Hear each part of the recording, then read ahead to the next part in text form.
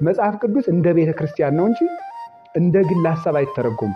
አንድ ነገር የምትይዙት መጽሐፍ ቅዱስ ሳይኖር ማን ነበረች? ቤተ ክርስቲያን ነበረች። ይሄን ታውቃላችሁ? መጽሐፍ ቅዱስ ሳይኖር ቤተ ክርስቲያን ነበረች። ስለዚህ ቤተ ክርስቲያን ናት የመጽሐፍ ቅዱስ ምንጭ።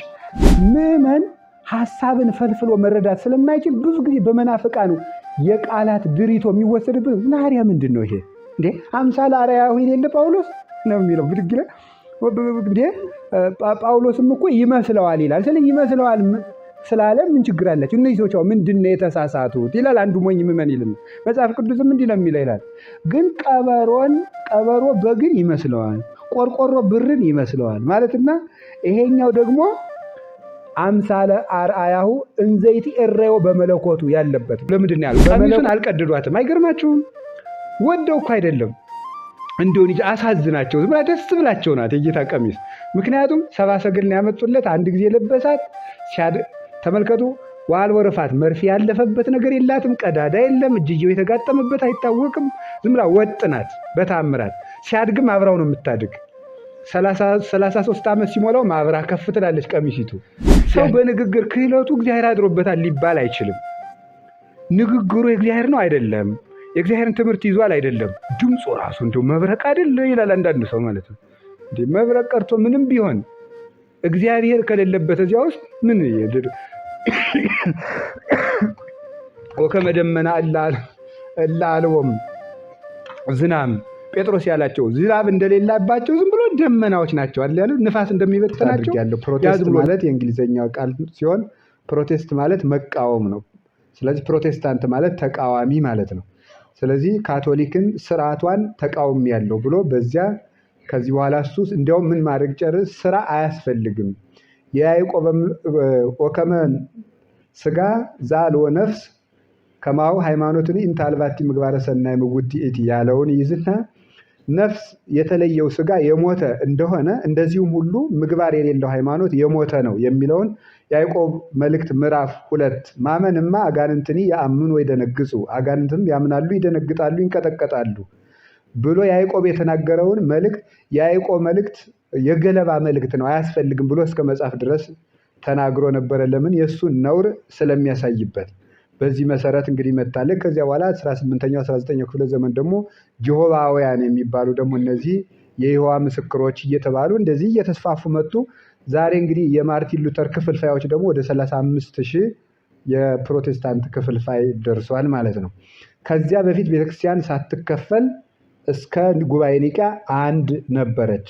አንድ ሆና በእግዚአብሔር መንግስት እያመሰገኑ ሲኖሩ ቤተክርስቲያን ፈተና ነበረባት። በእርግጥም ፈተናዋ ከ3 ከ4 ወገን የመጣ ነበረ። አንዳንዱ ፈተና ይመጣ የነበረው በዚያ ዘመን ከቅዱሳን ሐዋርያት ጀምሮ ያስተምሩ የነበረው የአሕዛብ አምልኮ ወይም ጣዖት አምልኮ በነበረበት ዓለም ውስጥ ስለነበረ በዚያ ነገስታቱም ሃይማኖታቸው ጣዖት ስለነበረ ከዚህ የተነሳ ሲያስተምሩ ህዝቡም ይቃወማል፣ ነገስታቱም ይቃወማሉ፣ መከራ ይደርስባቸው ነበረ። ሁለተኛ ደግሞ በዚያ ዘመን የሚገዙ ነገስታት ራሳቸው ጣዖት ተደርገው ይመለካሉ። ጣዖት ተደርገው ይመለኩ ስለነበረ ነገስታቱን ጌታዬ አምላኪ አይሉም። ሐዋርያትና የሐዋርያት ተከታዮች ክርስቲያኖች አያመልኩም ነበረ። ነገስታቱ ጌታ አይደሉም። የጌቶች ጌታ እግዚአብሔር አለ። ሌላው ቀርቶ አሁን ዛሬ ጴንጤዎች የሚቀልዱበት ኢየሱስ ጌታ ነው የሚለው ቃል ቄሳር ጌታ ነው በሉ ሲባሉ አይ ቄሳር ጌታ አይደለም፣ ፍጡር ነው፣ ንጉስ ነው። ቄሳር ጌታ ቄሳርን የፈጠረ ክርስቶስ ነው ለመባል አምላክነቱን ለመግለጥ ነው እንጂ እንደው ዝም ብሎ ሃሌሉያ እያሉ ለመዝለል አልነበረም እንደዚያ የተባለ ማለት ነው። ቄሳር ሳይሆን ጌታ ክርስቶስ ነው ለማለት ነበረ። ስለዚህ ንጉሱን ጌታ ባለመለታቸው ይህንም ደፍረው በአደባባይ በመናገር ከአንበሳ ጋር ያታግሏቸው፣ ከተራባ የአናብስት ጉድጓድ ይጥሏቸው፣ ከውሻ ጋር ያበሏቸው፣ ከፈረስ ጅራት ቋጥረው በአደባባይ ይጎትቷቸው፣ ከአውሬ ጋር እያታገሉ በአደባባይ ይስቁባቸው ነበረ። ኔሮን ቄሳር የተባለውም ክፉ ንጉስ እንዲያውም ሮም ከተማ አርጅታ ባያት ጊዜ ከሰገነት ላይ ሆኖ ሲያት ከተማይቱን በሳት አቃጥሎ መጨረሻ ላይ ደግሞ ምንድን ነው ያደረገው? ክርስቲያኖች አማልክቶቻችን በመካዳቸው አማልክቶቻችን ተቆጥተው በሮም ላይ ማታ ወርደውባት ነው እሳት የወረደ ብሎ ክርስቲያኖች እንዲታረዱ ሁሉ አድርጓቸዋል። ይህን ሁሉ መከራ እያደረጉ ያስተምሩ መከራ ይቀበሉ ነበር። በሌላ በኩል ደግሞ ጣዖታቱ በየቤቱ ይመለካሉ፣ በየቤተ መንግስቱ ይመለካሉ። እነዚህን ጣዖታት የሚሰሩ ደግሞ አንጥረኞች አሉ።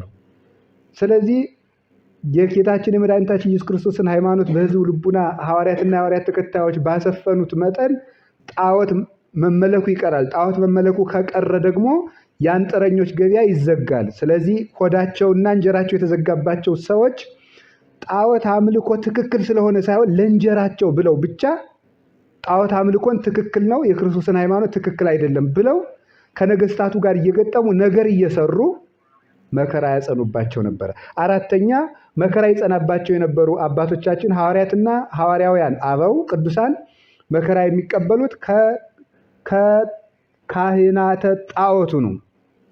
የካህናተ ጣዖቱ ለጣዖት ተብሎ በነገስታት እህል ይሰፈርላቸዋል፣ ፍሪዳ ይታረድላቸዋል፣ በቤተ መንግስት ድንኳን ተሰርቶላቸው ይኖራሉ። ስለዚህ ጌታ ካስተማረ አልቦ ገብር ወአልቦ እግዚ፣ ጌታ የለም ወይም ደግሞ ባሪያ የለም፣ ወንድ የለም፣ ሴት የለም፣ ለክርስቶስ የሚገዛ ሁሉ አንድ አካል ነው ብለው ሲያስተምሩ እነሱም ወደ ተራው ህዝብ ይወርዳሉ። በቤተ መንግስት ተቀምጦ መቀማጠል ይቀርባቸዋል። ስለዚህ ያ እንዳይሆን ምንም እንኳን የሐዋርያትን ትምህርት ተከራክረው ማሸነፍ ባይችሉም፣ ነገር ግን ያ መቀማጠላቸው እንዳይቀርባቸው ሲሉ ብቻ የክርስቶስን ሃይማኖት ትክክል አይደለም እያሉ ምኑን ያስተምራሉ? የጣዖቱ ሃይማኖት እንዲቀጥል ለነገስታት ነገር እየሰሩ ክርስቲያኖችን ያጋድሉ፣ ያስገድሉ፣ ይፈጁ ነበረ። ስለዚህ በመጀመሪያው ክፍለ ዘመን ጀምሮ ቤተ ክርስቲያን መከራ የምትቀበለው ከነዚህ ነበረ። ከነገስታት ክብር፣ ከጣዖታም ከነገስታት ሃይማኖት ህዝቡ ያልተማረ በመሆኑ እንደገና ደግሞ ጥቅማቸው ከሚነከባቸው አንጥረኞች እና ከካህናተ ጣዖቱ። አራተኛ ቤተክርስቲያን የምትፈተነው በውስጥ ፈተና ትፈተን ነበረ። በውስጥ ፈተና ስትፈተን አንደኛ ከአይሁድነት መጥተው ወደ ክርስትና ገብተው የተጠመቁ አሉ። እነዚህ የአይሁድን ስርዓትና ክርስትናውን ቀላቅለን እንያዝ ማለት ይፈልጉ ነበረ። ለምሳሌ የቀድሞ የቤተ መቅደስ ስርዓት ይቀጥል፣ በጉ ይታረድ፣ መስዋዕቱ ይኑር፣ የፍየል የበግ የሙክት የርግብ መስዋዕት ይቅረብ፣ እንዲህ ያለውን ነገር ሁሉ ያመጣሉ። ክርስቶስ ደግሞ ያን ሽሮ የበጎችን ደም በገዛ ደሙ ቤተ መቅደስን በአዲስ ኪዳን መቅደስ፣ ክህነቱን ራሱ ሊቀ ካህናቱ ነው በአዲስ ኪዳን ክህነት ተክቶ የመስዋዕቱን የኦሪት ስርዓት ሽሮታል። ያንን ስለሻረው ይሄን ካልተቀላቀልን አያድነንም የሚሉ ክርስትናን ከአይሁዳዊነት ጋር ቀላቅለው መኖር የሚፈልጉ ነበሩ። እነዚህ ደግሞ አንድ ፈተና ናቸው። እንደገና ከአረማዊነት ተመልሰው ክርስቲያን ሆነው ተጠምቀው የነበሩት ደግሞ ፈጽሞ አይ በእምነት ነው የሚዳነው፣ የኦሪቱ ስርዓት ተሽሯል፣ ያ የበግ የፍየል መስዋዕት አያስፈልግም፣ አሁን በክርስቶስ አምኖ በጎ ስራ መስራት ነው። መኒ አይሁዳዊ ወመኒ አረማዊ ሁሉ ክብር ወስብሐት ለኩሉ ዘሰናይ ምግባሩ ይላል ቅዱስ ጳውሎስ ሮሜ ምዕራፍ 2 ቁጥር 10 ላይ። አረማዊ አይሁዳዊ ብሎ ሊያፎካክረን አይገባም፣ የክርስቶስ መንግስት ሰፊ ነው። ስለዚህ አረማዊም የለም አይሁዳዊም የለም፣ በጎ ላደረገ ሰው ሁሉ መልካም ክብር ምስጋና ይገባዋል እያለ አስተምሯቸው ነበረ። ይህን ሲያስተምር አይሁዳዊም አረማዊም አንድ ከሆኑ ስለዚህ ኦሪት መሻር አለባት፣ ህግ አያስፈልግም፣ ዝም ብለን በእምነት ብቻ እንድናለን፣ ስራም አያስፈልግም ብለው አረማውያን ደግሞ ይመጻደቁ ነበረ። ከአረማውያን መጥተው የተጠመቁቱ አይሁዱ ግዝረቱ ጥምቀቱ ማነው ግዝረቱ ከጥምቀቱ ጋር፣ መስዋዕቱ ከመስዋዕቱ ጋር፣ ክህነቱ ከክህነቱ ጋር ካልተቀላቀለ አንድንም ይላሉ። እነዚህኞቹ ደግሞ አይ ያኛው መስዋዕት ተሽሯል የሚለውን የሐዋርያት ትምህርት ከሰሙ በኋላ ይሄ ከተሻረማ እንግዲህ ህጉም ይቅር፣ ያለ ህግ በነፃ ዝም ብለን በእምነት ብቻ በክርስቶስ አምነን በደሙ እንድናለን ብለው ደግሞ ብቻ ደግሞ ይሄን ይይዙ ነበር።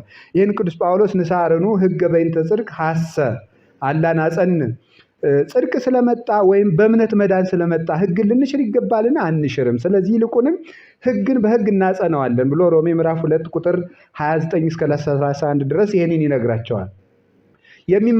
የሚመካውንም ኦ አይጹቅ አኮ አንተ ዘትጸውሮ ለስሩ አላ ውእቱ ስሩ ይጸውረከ፣ አንተ ቅርንጫፍ ስሩን የምትሸከመው አንተ አይደለም፣ ስሩ አንተን ይሸከመሃል እንጂ።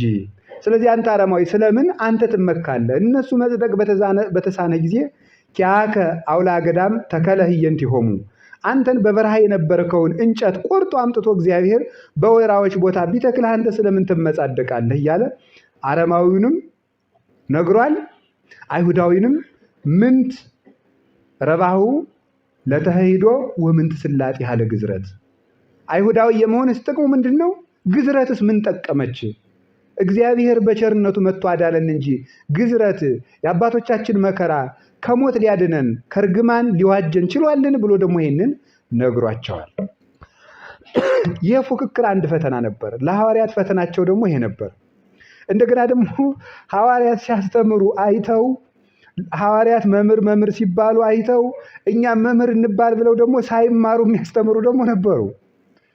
ሳይማሩ ደግሞ የሚያስተምሩ እንዴ ጳውሎስ መምህር ከተባለ እሱ ሲታሰር ብር ተዋጥቶ የሚላክለት ከሆነ እኔም እንዲላክልኝ መምህር እንድባል ደግሞ ለእኔም ብር ስጡኝ ለእኔም መምህር ነኝ ብሎ ደግሞ ተነስቶ ዝም ብሎ መጽሐፍ ዞ የሚሮጥ ሰባኪም ነበር። እነዚህ ያልተማሩት ስር የሌላቸው ቅርንጫፎች ሳይዘሯቸው የበቀሉ ናቸው። ይመጡና ደግሞ ምን ያደርጋሉ? ያልተማሩትን ሲያስተምር ወዴት አመጣው? የዛሬ ባይታዊ ይሄ ዝም ብሎ የመንደሩ ሰባኪ እንደሚቀልደው ማለት የት አግኝተዋል እንደዚህ የሚባል መጽሐፍ የለም፣ ከአራት ወንጌል የለም ሲባል ከበርናባስ ወንጌል አለ ይላል። እንደዚህ የሚባል ወንጌል እኮ የለም፣ ከጴጥሮስ ወንጌል አለ ይላል። እንደዚህ እያደረጉ ያልተጻፈ የሚናገሩ ደግሞ እነዚህ ነበሩ። ግኖስቲኮች ይባላሉ። የእውቀት ሰዎች እውቀት በእኛ አድራለች ብለው የሚመጻደቁ ደግሞ ነበሩ። ስለዚህ እኔ እንደምናገረው ከሆነ እስመ ኩሉ ሰብእኩን ዘከማየ ይሄይሶ ለብሲ ቀሪበ አንስት፣ ሰው ሁሉ እንደኔ ሆኖ ይኑር። ከተቻለው ለሰው ልጅ ወደ ሴት ባይቀርብ ይሻለዋል። ድንግልና ከጋብቻ የተሻለ ነው። እስመ ኩሉ ዘአውሰበ ይሄሊ በዛ ያሰምራ ለብእሲቱ፣ ያገባ ሰው ሁሉ ሚስቱ እንዴት ደስ ሊያሰኛት እንደሚችል ያስባል። እሷም እንደዚሁ ወዘሰያው ሰብእ ይሄሊ በዛ ያሰምሮ ለእግዚአብሔር፣ ያላገባ ሰው ግን እግዚአብሔርን እንዴት ደስ ላሰኘው ብሎ ያን ያስባል። ስለዚህ ከማግባት አለማግባት ይሻላል ያለውን ይዘው ደግሞ ብድግ ብለው ደግሞ መነን ብለው ሴት ርኩስ ናት ብለው ደግሞ የሚያስተምሩ ሰዎች ነበሩ። ግኖስቲኮች ናቸው። ሴት ርኩስ ስለሆነች አያስፈልግም ኃጢአት ነው ብለው ደግሞ ክርስቶስ እንደዚያ ቢሆን አግብቶ ያሳየን ነበር የሚሉ ደግሞ ሌሎች ደግሞ መጥተው ነበረ። እነዚህን ማስተካከል ደግሞ አንድ ፈተና ነው። ሐዋርያት ድዊ ሲፈውሱ፣ ጋኔን ሲያወጡ፣ እውር ሲያበሩ፣ ሙት ሲያነሱ አይተው ደግሞ ታምራቱ አስቀንቷቸው እኛም እንደናንተ ታምር እናድርግ የሚሉ ደግሞ ታምራትን በገንዘብ ማግኘት የሚፈልጉ ጠንቋዮችም ነበሩ።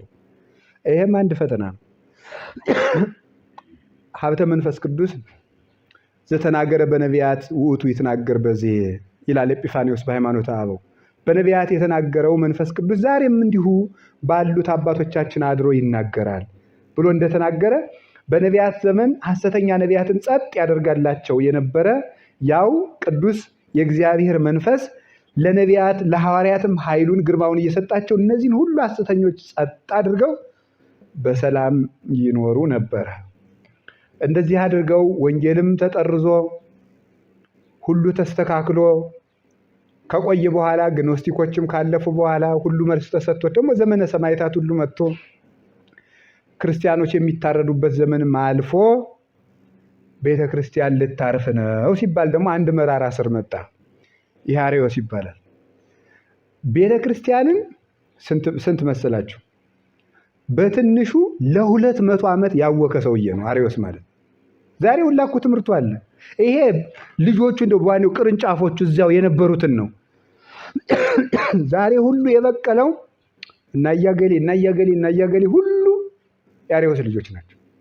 አሁን እንዲህ እምነት ምናምን የሃይማኖት ድርጅት ምናምን የሚለው ሁሉ ማለት የአርዮስን ትምህርት መልክ አንዱ ቀለም ቀብቶ፣ አንዱ ደግሞ ወርቅ ለብጦበት፣ አንዱ ደግሞ የሆነ በምስማር መጥቶት፣ አንዱ ደግሞ ቆርቆሮ መደፍቶለት፣ አንዱ ደግሞ ሳጥን አበጅቶለት ያኑ ነው በቃ የሚያዥጎረጉሩት። አርዮስ መልኩን እየለዋወጠ በየዘመኑ ይመጣል። ክደትን ሲያድሱት ይኖራሉ እነዚህ ማለት ነው። ስለዚህ አርዮስ ማለት የክፋት ስር ነው። ይህ ሰው በ260 ዓመተ ምህረት ነው የተወለደው። የተወለደው ሊቢያ ነው። በዘሩ ግን ግሪካዊ ነው ይባላል። እና እዚያ ሊቢያ አፍሪካ ሀገር፣ ሰሜን አፍሪካ ሀገር ውስጥ ያለች ናት። ይሄ ሰው ለግብፅ ቅርብ ናት። እቺ ግብፅም ሊቢያም ሰሜን አፍሪካ ስለሆኑ ግብፅ ሂዶ በዘመኑ ስመጥር የነበረው የእስክንድሪያው ሊቅ ቅዱስ ጴጥሮስ ነበረ። ከሱ ሂዶ የእስክንድሪያውን ትምህርት ቤት ትርጓሜ ተምሯል። የእስክንድሪያው ትምህርት ቤት በሳል ትርጓሜ የሚባለው ነው። በሳል ትርጓሜ የሚባለው ወይም ደግሞ ምንድነው? በቲዎሎጂ ቋንቋ ሚስቲካል ኢንተርፕሪቴሽን ይባላል። ሚስቲካል ማለት ወይም ስፒሪቹዋል ይባላል። መንፈሳዊ ትርጉሙ ላይ የሚያተኩር የመጽሐፍ ቅዱስ አተረጓጎም ማለት ነው። መንፈሳዊ ትርጉሙ ላይ የሚያተኩር እንደዚህ ብሎ እንትን መቼስ በወጭት ወጥ ተሰርቶ ወጡን አሽቶ ሄደ ይጠግባል አይጠግብም? አይጠግብም። ስለዚህ ከፍቶ ወጥቶለት የበላ ነው የሚጠግበው። ስለዚህ የእስክንድሪያው ትምህርት ቤት ምንጊዜም የተከደነውን የመጽሐፍ ቅዱስ ማዕድ ገልጦ የሚመገብ ትምህርት ቤት ነበረ እና ምስጢራዊ ላይ ትኩረት ያደርጋሉ። ንባብ ላይ አይደለም ትኩረት የሚያደርጉት። መጽሐፍ ቅዱስ የራሱ ደረጃዎች አሉ፣ የሚጠናበት ደረጃ። እነዚህ የእስክንድሪያው ትምህርት ቤት የሚጠናው ምስጢር ላይ በማተኮር ነው። እዚያ ተማረ። እዚያ ተምሮ ሲጨርስ አንጾኪያ ሄደ። የአንጾኪያ ትምህርት ቤት የቤተክርስቲያን ትምህርት ቤቶች 2 ነበሩ። የዚህኛው የእስክንድሪያው ትምህርት ቤት እንዳልኳችሁ ትርጓሜው ምስጢር ላይ ያተኮረ ነው እና የአንጾኪያው ትምህርት ቤት ደግሞ ምንድነው? ታሪክን፣ ይሄ ሞራል ሌቭል ስተዲ ይባላል። ሞራል ሌቭል ማለት ስነ ምግባር ላይ ያተኮረ፣ በቃ ዳዊት የሰው ሚስት ቀምቶ ተጎድቷል እኛም አንጎዳ የሚል ታሪክ ላይ መማርን ያተኮረ እና ከጥሬ ታሪኩ ላይ ስብከት ማውጣት ላይ ያተኮረ፣ ብዙ መመራመርን የማይወድ በፈሪሃ እግዚአብሔር የታጠረ ነው። እዚያ ውስጥም ጥሩ አባቶች ወጥተውበታል። በአብዛኛው ግን መናፍቃን ደግሞ የፈሉት እዚያ ነው።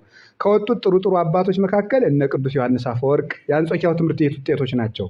እነ ቅዱስ ኤፍሬም፣ እነ ቅዱስ ኤራቅሊስ ወይም ጵሮቅለስም ይባላል፣ እነ ሳዊሪያኖስ ዘገብሎን፣ ሳዊሮስ ዘአንጾኪያ ታላቁ በእውነቱ የቤተ ክርስቲያን አምድ የሚባለው ከዚህ 5ኛው ክፍለ ዘመን ከነዚህ አባቶች በኋላ መናፍቃንን ቅጥቅጥ አድርጎ በመንፈስ ቅዱስ መዶሻ የረታ ሰው ቅዱስ ሳዊሮስ ዘአንጾኪያ ነው። እነዚህ አባቶች እና አፍረህት ማለት ወይም አፍረሃት ማለት የቅዱስ ኤፍሬም ደቀ መዝሙር ነው። እነዚህ ሁሉ አባቶች የወጡት ከአንጾኪያ ትምህርት ቤት ነው። ስለዚህ እሱ ልክ እንደኛ ላይ ቤት ታይ ቤት እንደማለት ያለ ነው እዚያ እንጂ ትምህርት ሃይማኖታቸው አንድ ነው። ግን ከእስክንድሪያው መናፍቅ ወጣዋል። አርጌንስን የመሰሉ እነ ቀሌምንጦስ ዘእስክንድሪያ የዚህ መስራቾች የሚባሉ ምንድነው ሞዴሬት ግኖስቲስምን ያቀነቅናል ይባላል። ሞዴሬት እንደው ግኖስቲክ ማለት እንደው በቃ እንደው ጠጋ ያለ የግኖስቲክ እምነትን የሚከተል ሰው ነበረ። ይሄ ማን ነው? ቀሌምንጦስ ዘእስክንድሪያ ማለት ነው። የአብና የወልድም የመንፈስ ቅዱስን ግንኙነት በፍልስፍና መንገድ ያጠና የነበረ ነው ቀሌምንጦስ ዘእስክንድሪያ። አርጌንስ እነዚህም የራሳቸው ስህተቶች ነበረባቸው፣ ክህደቶች ናቸው። እነዚህ ወጥተዋል። በአንጻሩ ደግሞ ምንፍቅናን እየቀጠቀጡ ያጠፉ የመናፍቃንን የክህደት ቤት የሚንዱ የመንፈስ ቅዱስ እሳቶች እነ ቅዱስ ቄርሎስ፣ እነ ቅዱስ ባስልዮስ እነ ቅዱስ አትናቴዎስ፣ እነ ቅዱስ ቴዎፍሎስ እነዚህ እነ ቅዱስ አትናቴዎስ የወጡበት እና ዲዮስቆሮስ እንዲያውም በጣም መናፍቃኑ እነዚህን አባቶች ከመጥለታቸው የተነሳ 4 ፈርዖኖች ነበር የሚሏቸው። ከግብፅ የወጡ ሊቃውንት ናቸው። 4ቱም ግን ለመናፍቃን ጸር ናቸው። እና እነዚህ ከዋክብት ደግሞ የወጡት ከነዚህ ነው። ቤተክርስቲያን እንዳምድ እንደ 4 ኪሩቤል የቤተክርስቲያንን ትምህርት ተሸክመው የኖሩ አባቶች ናቸው። እነዚህ የወጡ ከዚህ ነው። ስለዚህ እንደው አሪዎስ ወጉይንካይ ብሎ መቼስ ማለት ነው ወጉይንካይ ብሎ የላይ ቤቱም የታች ቤቱንም ልማር ብሎ ደግሞ አንጾኪያም ሄደ። በዚያ በዘመኑ የነበረው መምህር ደግሞ ሉቂያኖስ ወይም ሉኪያኖስ ይባላል። እሱ እንደው ሞጀት ያደረገው ሰው ነበረ። ከሱ ክህደቱን ጨምሮ ተማረ ማለት ነው። ክህደቱን ጨምሮ መጣና እስክንድሪያ መማር ጀመረ፣ ማስተማር ጀመረ። ትምህርቱ ጨርሷል። አንደበተ ርቱዕ ነው፣ ንግግር ያውቃል። ሰዎች ሁሉ ህሊናውን ይሰቅሉለታል። ያው ሰው ምንድን ነው የሚለው? አቤት ንግግር አይደለም የሚለው። ንግግር ሰይጣን እንዴት እንደሚያወጋ ባያችሁት። ሰው በንግግር ክህሎቱ እግዚአብሔር አድሮበታል ሊባል አይችልም። ንግግሩ የእግዚአብሔር ነው አይደለም፣ የእግዚአብሔርን ትምህርት ይዟል አይደለም። ድምፁ ራሱ እንደው መብረቅ አይደለ ይላል አንዳንዱ ሰው ማለት ነው። እንዴ መብረቅ ቀርቶ ምንም ቢሆን እግዚአብሔር ከሌለበት እዚያ ውስጥ ምን ወከመ ደመና እለ አልቦሙ ዝናም ጴጥሮስ ያላቸው ዝናብ እንደሌላባቸው ዝም ብሎ ደመናዎች ናቸው አይደል? ንፋስ እንደሚበተናቸው ያ ዝም ብሎ ነጉዶ ሳይዘንብ እንደሚቀረው ሃይማኖት፣ ምግባር፣ ትሩፋት፣ ረብ፣ ጥቅም፣ መንፈሳዊ በቁየትና ፍሬ የሌለባቸው የድምፅ ነጎድጓዶችና የቃላት ጋጋታ ብቻ ሆነው ሕዝብ አደንቁረው አይምሮ የህዝቡ አይምሮ ትምህርት እንኳን እንዳይቀበል አደንዝዘው የሚሄዱ ድምፃቸው ሁላ ተንጎድጉዶ ቃላትን አከናውነው ዘመን የሚገፉ ሰዎች አሉ። ወይም ደግሞ በሚያዳክም ማጽናናት ህዝብን በቃላት የሚያማልሉም ደግሞ አሉ። እንደዚህ ነው፣ አይዟችሁ እናንተ እንደዚህ ናችሁ አርዮስ እንደዚህ ያለ ሰው ነበረ። ውስጡ መርዝ ነው፣ ንግግሩ ግን ለማንም የማይጎረብጥ ነበረ። በግጥም ደግሞ ታሊያን የሚባል መጽሐፍ ስሬ ብሎ አዘጋጀ። ማይድ ማለት ነው ትርጉሙ። በዚያ ውስጥ ግጥሞችን ያዘጋጃል። ሴቲቱ ውሃ ልትቀዳ ስትሄድ ከውሃ ወርዶ ያንጎራጉርላታል ክደቱን ማለት ነው። ከዛ ደግሞ ምንድን ነው ሰው ምንድን ነው ሊል የሚችለው? እንዲሁ እንዴት ያሉ ደግ መምህር ናቸው፣ ውሃው ጉድጓድ ሁሉ እየመጡ የሚያስተምሩ ትትናቸው ይባላል ማለት ነው። ቤተ ክርስቲያን ቁጭ ብዬ እኮ ላስተምር አይሉ እንዲሁ ሳይንቁና በየቤታችን እየመጡ ያስተምሩናል ይባላል ማለት ነው። እንደዚህ ያለ ነገር ጎበዝ ተጠንቀቁበት፣ ወደፊትም ይመጣል። መናፍቃን የማይጠቅም ርኅራኄ ያደርጋሉ። ከዚያ በኋላ አርዮስ ይህን ማስተማር ጀመረ። ቅዱስ ጴጥሮስ ሰማ። አርዮስ ይህን ነገር ተወው አለው። ትቼዋለሁ አለ። ታውኩት ብሎ ደግሞ ሰውር ሆዶ እየወጣ በየመንደሩ ዘራው። አይ እንግዲያውስ ከምዕመናን እንዳትገናኝ፣ ስጋው ደግሞ እንዳትቀበል፣ ቤተ እግዚአብሔር እንዳትገባ ብሎ አወገዘው።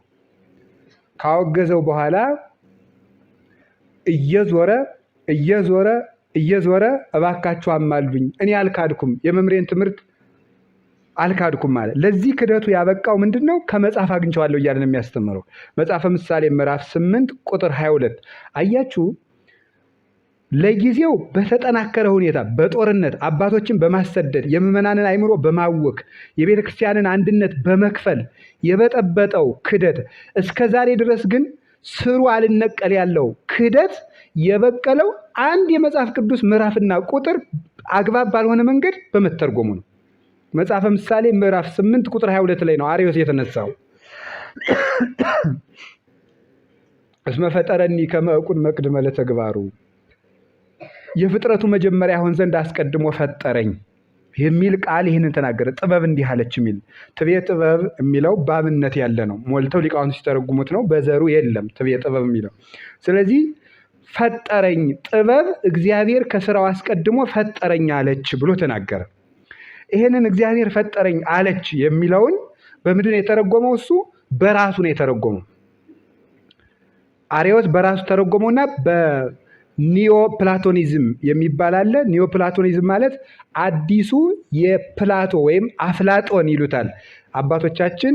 የእነዚያን ፍልስፍና ወደ አማርኛ ሲያመጡት ስማቸውን ሁሉ ወደ ግዕዝ ያሹታል እና ፕላቶን አፍላጦን፣ አርስቶጥልን አርስጣጣሊስ ነው የሚሉት እና የአፍላጦን አዲስ ትምህርት የሚባል የተሻሻለው በደቀ መዛሙርት የተሻሻለው አዲሱን ትምህርት ለነገረ ክርስቶስ ማስተማሪያ አድርጎ ጥበብ በሰው አይምሮ እንደምትኖረው ደግሞ ጥበብን ሰው ቀርጾ ጽፎ እንደሚኖራት፣ ስለዚህ ወልድ በአብ ሕሊና ታስቦ ኑሮ ፍጥረትን ከመፍጠር አስቀድሞ ፈጠረው ማለት ነው ብሎ ይሄንን ክዶ የራሱን ትምህርት አዘጋጀ። እንዲህ ያለ ትምህርት ነቢያት አላስተማሩም፣ ሐዋርያት አላስተማሩም፣ መምህሩም አላስተማረውም፣ ራሱን የፈጠረው። ይሄንን አደረገና ማስተማር ጀመረ። አወገዘው። ደግሞ እየሄደ ደግሞ ተበደልኩ ብሎ አማላጅ አጓዳጅ ላከ። ነገሩት። በዚህ ቀን ይዛችሁ ኑ ብሎ ቅዱስ ጴጥሮስ ዕለት ቀጥሮ ሰደዳቸው። በተቀጠረበት ቀን እሱ ሌሊት ሙሉ በጸሎት አድሮ አባቶቻችን ቅዱሳን በትጋት ያድሩና ሊነጋ ሲል የሚተኙት አንገታቸውን ከጉልበታቸው ላይ ጣል በማድረግ ቁጭ እንዳሉ ነው የሚያንቀላፉት እንጂ ጎናቸው መሬት አይነካም።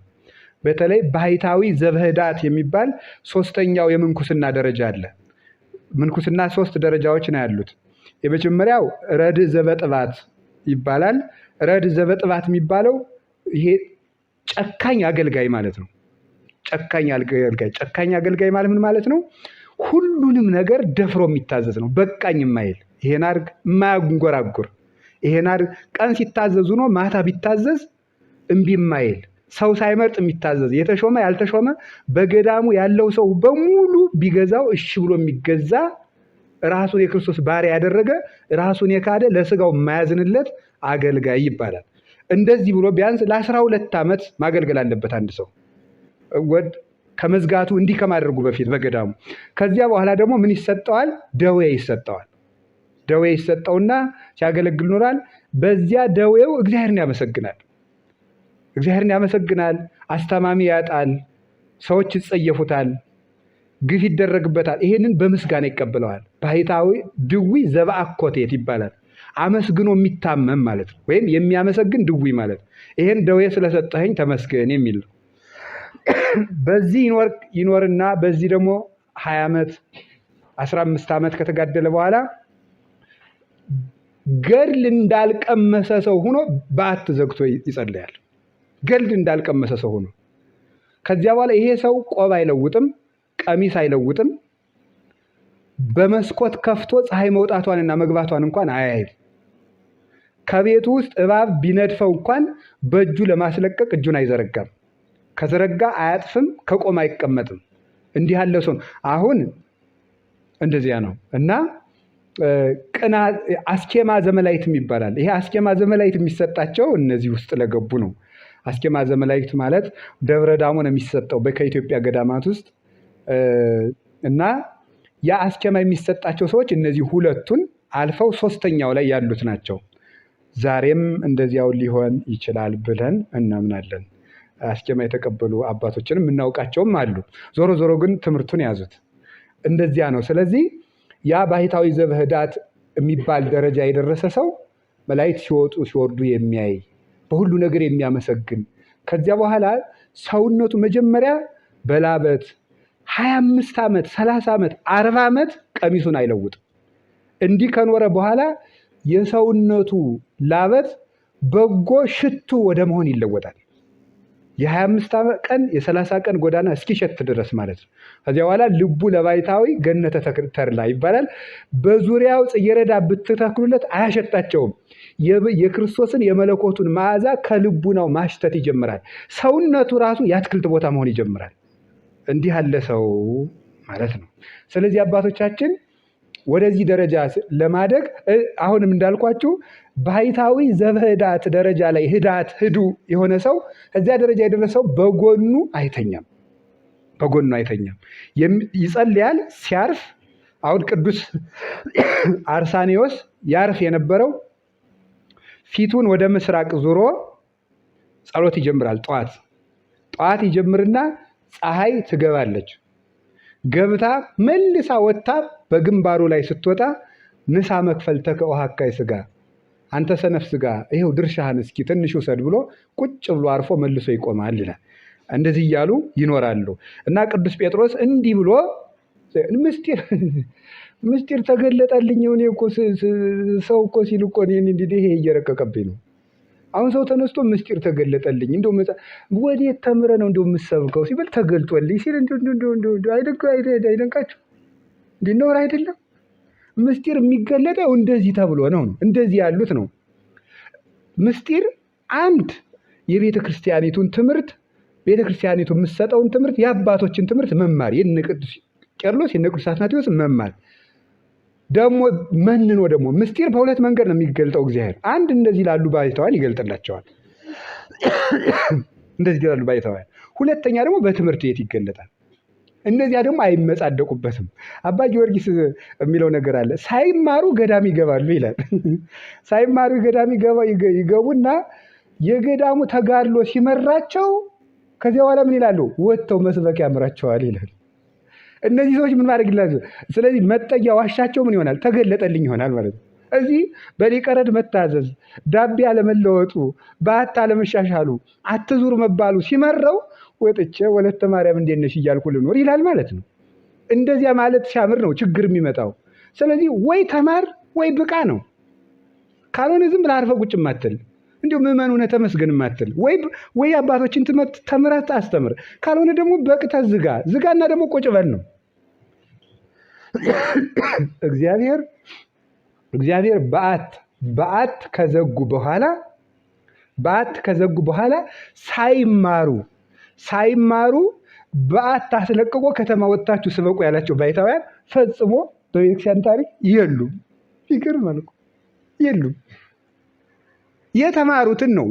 ገዳም ሲገቡ ቆይ አንተ ገዳም ገብተው ዘግተው ሲቀመጡ አይደለም አንተ ማስተማር ነው ናውጣ የሚላቸው።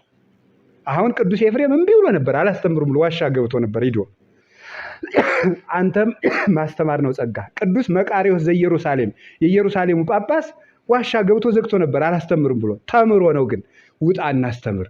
ቅዱስ ቄርሎስ ከ5 ዓመት በላይ ገዳም ገብቶ መጀመሪያ ከወጣንያን ቀጥሎ ከማይከላውያን ቀጥሎ ከፍጹማን ጋር እያገለገለ እንጨት እየተሸከመ ውጣ አስተምር የተባሉት እነዚህ ናቸው። ባይታውያን ግን ምንድን ነው የሚያደርጉት? የበቁት ቅዱሳን ግን ምንድን ነው የሚያደርጉት? በገዳማቸው በዓታቸውን ሳይዘጉ 40 ዓመትም ይዝጋ 50 ዓመትም ይዝጋ ለመምህራን መልእክት ይልካሉ። ይህን አስተምሩ፣ እንዲበሉ፣ እንዲህ ብላችሁ ተርጉሙ ብለው ሚስጥር ይተረጉማሉ። ይላክላቸው ነበር እኮ መምህራን ጥቅስ ሲከብዳቸው ከጉባኤ ቤት ይሄንን ሱባኤ ገብተው ይተረጉሙልኝ አባቴ ተብሎ ደብዳቤ ይጻፍላቸዋል። ሱባኤ ገብተው የዚያን ትንቢተ ኤርምያስ ከከበደው ነቢዩ ኤርምያስ መጥቶ ለባሕታዊ እንዲነግረው እያደረገ እግዚአብሔር መልሰው ለመምሩ ይልኩለት ነበረ። እንዲሁ ይህን ሁሉ ቅሌት ማን እንዳመጣብን አይታወቅም። እና ቅዱስ ጴጥሮስ ወጣ። እዚያ እንዲህ አድርጎ ጸለየ። ሲጸልይ ጌታችን ኢየሱስ ክርስቶስ ቀሚስ ለብሶ ተገለጠለት ሌሊት። አንተ ጌታዬ ኢየሱስ ክርስቶስ አይደለህም? ነኝ አለ። ግን የለበሰው ቀሚስ ተቀዶ ነበረ። መኑ ሰጠጣ ለልብስከ፣ ልብስህ ማን ቀደደብህ አለው። አርዮስ ሰጠጣ ለልብሴ ወፈለጠኒ እማዌ ዘበሰማያት ወእምሕይወቴ መንፈስ ቅዱስ፣ ከባሕርይ አባቴ ከአብ ከባሕርይ ሕይወቴ ከመንፈስ ቅዱስ ለየኝ፣ ልብሴን ቀደደብኝ አለው። እንግዲህ ልብ ብላችሁ ስሙ። ጌታችን የተቀደደ ልብስ ለብሶ ነው የታየው። ማን ቀደደብህ ሲለው አርዮስ ቀደደብኝ አለው። ልብስ ያለው ምንድን ነው ነው? ታውቃላችሁ፣ መዝሙረ ዳዊት ላይ እንዲህ የሚል ቃል አለ። እግዚአብሔር ነግሰ ስብሐቲሁ ለብሰ ይላል። እግዚአብሔር ነገሰ፣ ምኑን ለበሰ ነው የሚለው? ክብሩን ለበሰ ይላል። ክብሩን ለበሰ። ስለዚህ የእግዚአብሔር ልብሱ ክብሩ፣ ጌትነቱ፣ አምላክነቱ ነው። መዝሙር 92 ይመስለኛል፣ ምዕራፉን ልሳሳት እችላለሁ። መዝሙር 92 ነው። እግዚአብሔር ነገሰ፣ ክብሩንም ለበሰ። ስለዚህ የእግዚአብሔር ክብሩ፣ ጌትነቱ፣ አምልኮቱ ነው። ስለዚህ ጌታ ልብሴን ቀደደብኝ ሲል ጌትነቴን ለየ ማለት ነው። ልብስ ሲቀደስ እንደሚለይ ከአባቴ ጋር ያለ ጌትነቴን ለየኝ። ትዝ ይላችኋል የዮሐንስ ወንጌል ምዕራፍ 19 ላይ ጌታችን መድኃኒታችን ኢየሱስ ክርስቶስ ከተሰቀለ በኋላ ሮማውያን ወታደሮች ምንድን ነበር ያሉት? እንስትጥ ወይ ንግምድ አላ ንትፋሰ ስለዘረከቦ ይርከቦ፣ የክርስቶስን ልብሱን አንቅደደው ግን ዕጣ እንጣጣለው ነበር ያሉት። ይህ ልብሱን አንቅደደው ለምንድን ነው ያሉት? ቀሚሱን አልቀደዷትም። አይገርማችሁም? ወደው እኮ አይደለም፣ እንዲሆን አሳዝናቸው ዝም ብላ ደስ ብላቸው ናት የጌታ ቀሚስ። ምክንያቱም ሰብአ ሰገል ነው ያመጡለት፣ አንድ ጊዜ ለበሳት። ተመልከቱ፣ ዋልወ ርፋት፣ መርፌ ያለፈበት ነገር የላትም፣ ቀዳዳ የለም፣ እጅየው የተጋጠመበት አይታወቅም። ዝም ብላ ወጥ ናት በታምራት። ሲያድግም አብራው ነው የምታድግ። 33 ዓመት ሲሞላው አብራ ከፍ ትላለች ቀሚሲቱ። ያቺ ደግሞ 12 ዓመት ደም ሲፈሳት የነበረችውን ሴት ደም ያደረቀች ልብስ ናት፣ ኃይል የምታወጣ ልብስ። መኑ ገሰጸ ጽንፈ ልብሴ፣ ማን ነው የጨርቄን ጫፍ የነካ ሲል ሁሉ ሰው እየተጋፋ ጨርቄን ማን ነካ ትላለህ ሁሉ ተዋል። እስመ ኃይል ወጣ ምኔ፣ ኃይል ከኔ ወጥቷል አለ። ስለዚህ ኃይል መንፈሳዊ ያወጣች ልብስ ናት ያቺ ቀሚስ።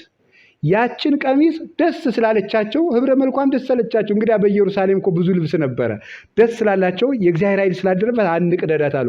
ምስጢሩ ግን የክርስቶስን ጌትነቱን መንግስቱን አንክፈል፣ ወንጌልን ሳንለያይ እንመናት ማለታቸው ነው። ልብስ ያላት ወንጌል ናት፣ ልብስ ያለው መንግስት ነው ብለው ይተረጉሙታል ሊቃውንቱ። ልብሴን ቀደደብኝ ያለው ይሄንን ነው። የክርስቶስ ልብሱ ቤተክርስቲያን ናት። ቤተክርስቲያንን ከፈለብኝ ማለት ነው። ምክንያቱም ቤተክርስቲያን ክርስቶስን እንደምትለብስ ክርስቶስ ደግሞ ቤተክርስቲያንን ይለብሳታል ማለት ምን ማለት ነው? በቤተክርስቲያን በልቧ አድሮ ሲኖር ቤተክርስቲያን ልብሱ ትሆናለች ማለት ነው። አልባሲሁ ውስጥ ስለ ክርስቶስ መሀይምናን እሙንቱ፣ የክርስቶስ ልብሶቹ ምዕመናን ናቸው ብሏል ሊቁ ቅዱስ ቄርሎስ ሲናገር። የክርስቶስ ልብሶቹ ምዕመናን ናቸው። ስለዚህ ቤተክርስቲያንን ከፈለብኝ፣ ለየብኝ፣ መለያየትን አመጣብኝ ማለቱ ነበረ። እንዲህ አድርጎ ከፈለኝ። የማይመለስ መናፍቅ ነውና አውግዘህ ለየው አለው። በመነጋው ሲመጣ አርዮስ ውጉዝ በሰማይ ወበምድር ብሎ ሲያወግዘው አንድ እግሩን ከውስጥ አንድ እግሩን ከውጭ እንዳለገው እዚያው ግንባሩን ብሎ ሰደደው። ወጣ፣ ማስተማር ጀመረ። ከዚህ በኋላ ለምን አባረርከው ብለው አርኬላዎስ ወይም አኪላስ በዚያ በሚጠሩበት አርኬላዎስ ይሉታል። በየኛ ሊቃውንት ደግሞ ወደኛ አምጥተውት በግዕዝ ሲጠሩት አኪላስ ይባላል። እዚያኛው ሲጠራ በዓለም አቀፍ ጽሑፎች ሲገኝ አርኬላዎስ ነው የሚባለው። እሱ አንተ ከኔ ቀጥለህ ፓትርያርክ ትሾማለህ፣ እኔ አርፋለሁ አለው።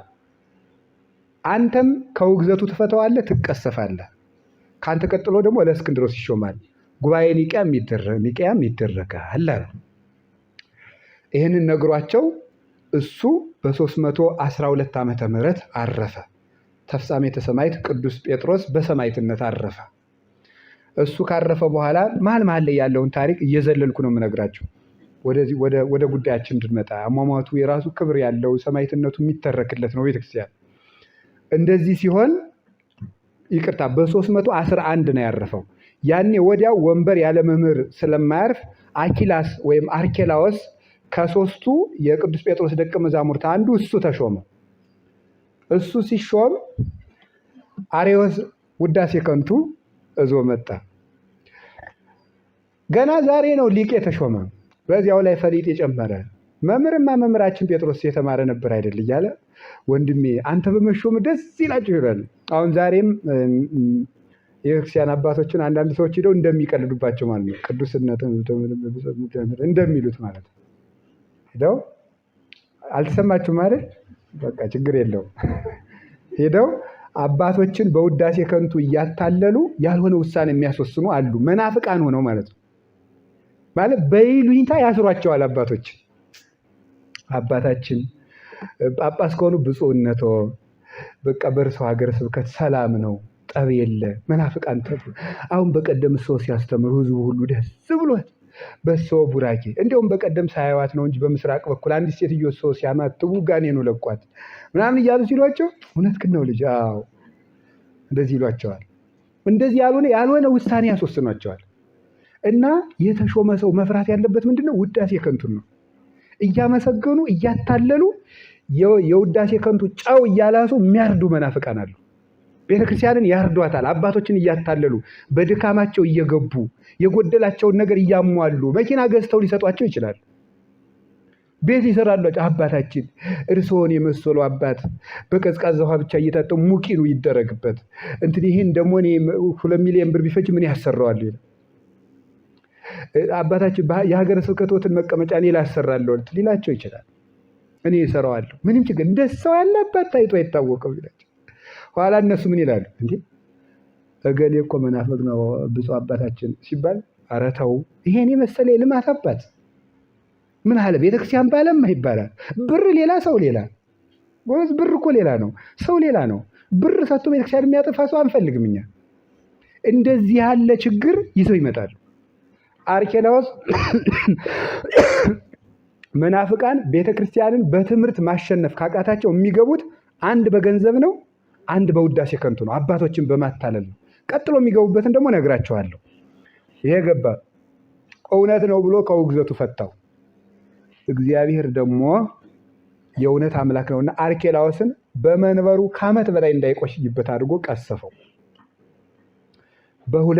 በ312 ዓመተ ምህረት በዓመቱ ማለት ነው እለእስክንድሮስ ተሾመ ሊቀ ጳጳስ ሆኖ ማለት ነው።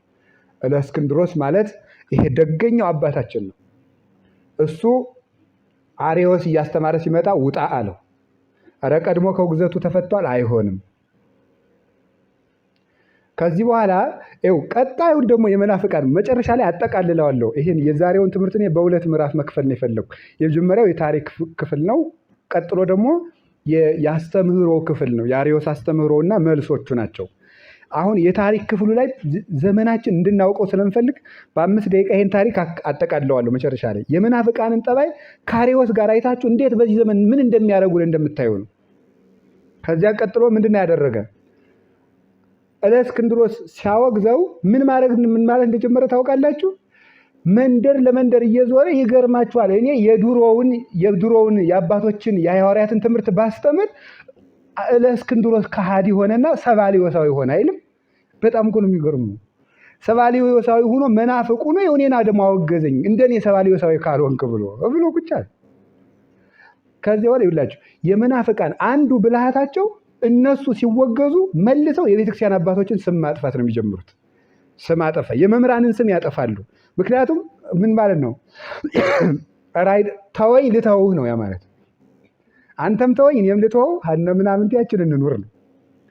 ስለዚህ አንድ ለማሸማቀቅ ነው፣ አንገት ለማስደፋት ነው። በነውር ይከሷቸዋል ከፈለጉ። ከዚያ ምንድነው የተደረገ?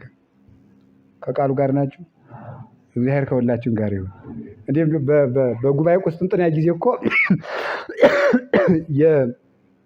የጉባኤውን ሊቀመንበር ጢሞቴዎስ ዘአልወጥሪትን ይሄ